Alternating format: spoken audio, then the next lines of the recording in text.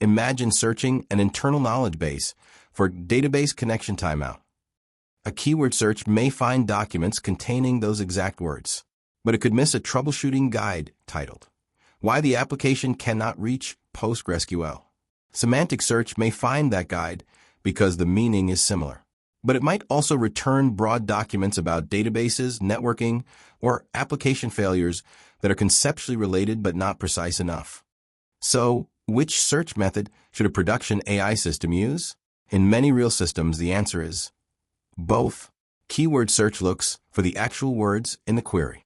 If a document contains words like database connection timeout, it is likely to rank highly. Production search engines often use algorithms such as BM25, which consider how frequently a term appears, how rare the term is across the collection, and how long the document is. This works extremely well for product names, error codes, IDs, technical acronyms, and exact phrases. But keyword search does not truly understand the meaning. If the document describes the same problem using different words, it may never be retrieved. Semantic search, on the other hand, solves the opposite problem. It converts the query and every document into embeddings, numerical representations of meaning.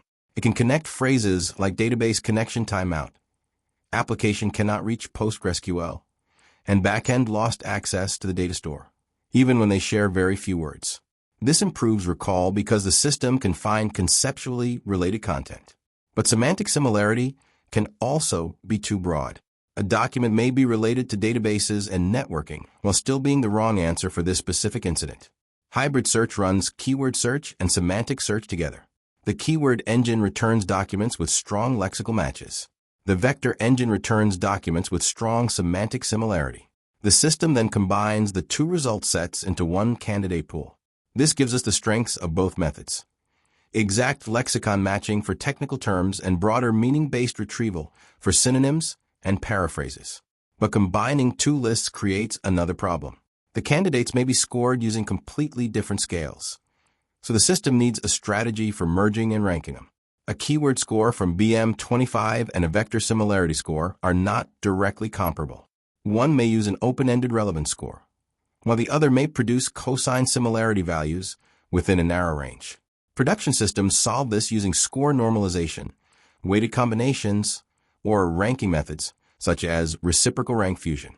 Instead of trusting one raw score, the system asks, how highly did each search method rank this document? Documents that perform well across both methods move upward. The first retrieval stage is designed for speed.